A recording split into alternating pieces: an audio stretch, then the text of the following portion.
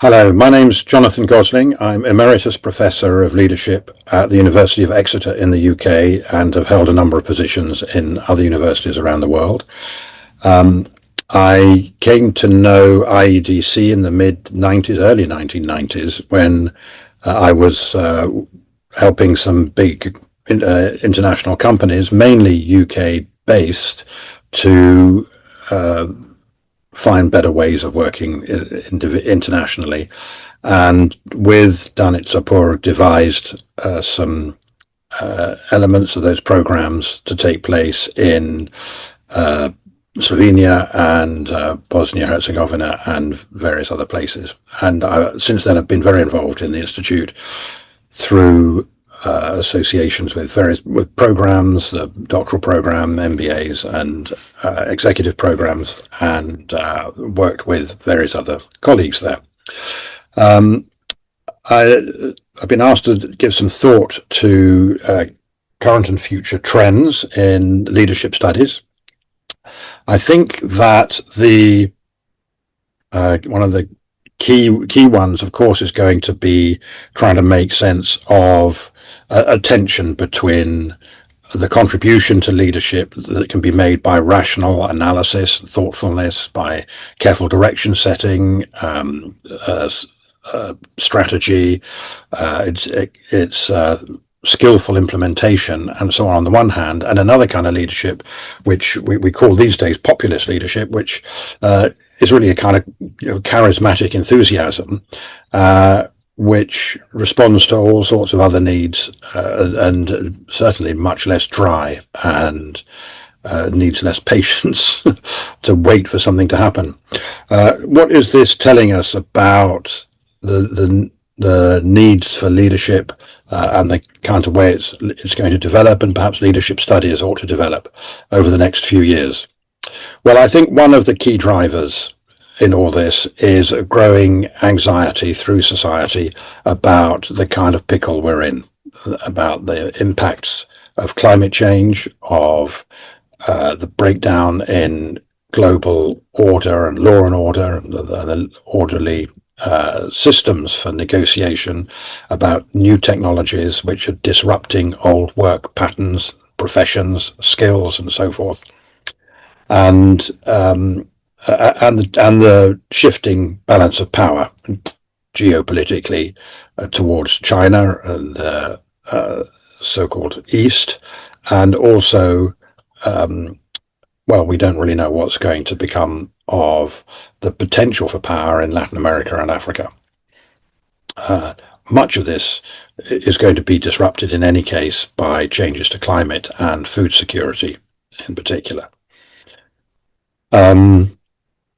So what is the effect of this mounting anxiety? Well, one of them is a greater need for leaders and leadership and institutions, leadership of institutions that can provide enough sense of security to defend us against this anxiety, so that we're not completely overcome with it, but are able to keep focused on the work that's there to be done.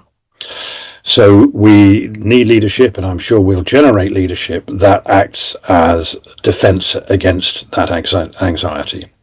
Now, we all grow up with rather different adaptations to the normal anxieties of life, and those adaptations are come to be integral parts of our characteristics. Some of us really need a sense of control, and perhaps if we go to the extreme, we become a bit obsessive.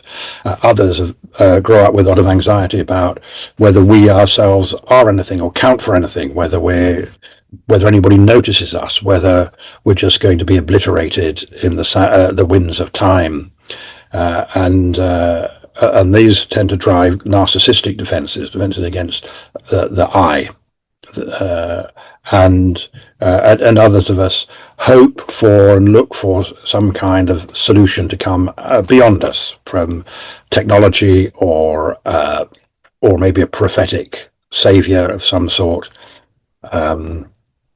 or a great leader who might take us to some promised land. So the three kinds of defenses I've referred to are primarily, as I say, obsessive, narcissistic, and dependent. So we get different kinds of personalities: obsessive personalities, narcissistic personalities, and dependent personalities. There's nothing wrong with any of these unless they go to an extreme.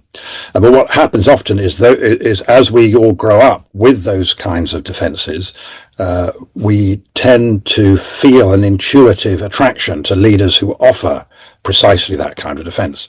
So one can see, for example, there are a lot of leaders who offer a narcissistic defense by denying that there is really such a threat. That we don't have to negotiate with others. We don't have to be interdependent. We can just beat them. There isn't really going to be a climate change or nothing that we can't solve. It's all a hoax. We'll just deny it. Because that gives us more comfort. Now, denial is not all bad. We do have to sometimes put all the big existential worries of life to one side and get on with some work and life and love and so forth. But a policy of denial is obviously self-destructive in the long run. Similarly, the idea that we might control things, that this attracts to more obsessive personalities, and that if we can just get enough data, if we can get the policy right, if we can implement the rules and regulations, then things will be okay. And that's a kind of reassurance that calms down some anxieties, but of course the promise of control is often at the loss of choice, of freedom, and so forth.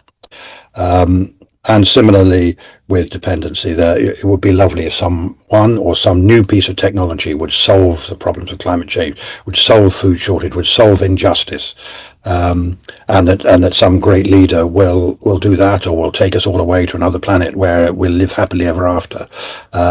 These are, of course, fantasies, because things don't work like that.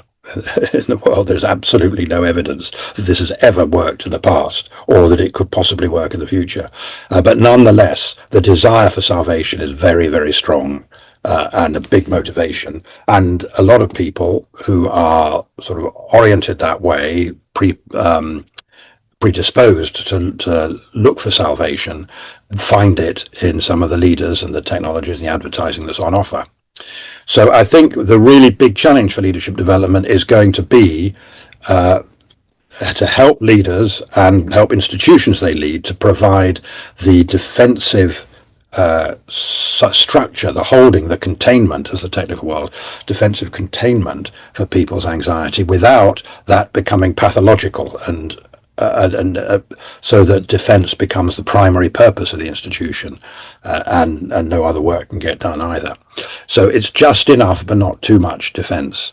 And it's not the only job of leadership, but it's a very important one. And I hope that institutions such as IEDC will find ways to develop the capacity to teach and support leaders in providing this, and indeed be able to do it for themselves.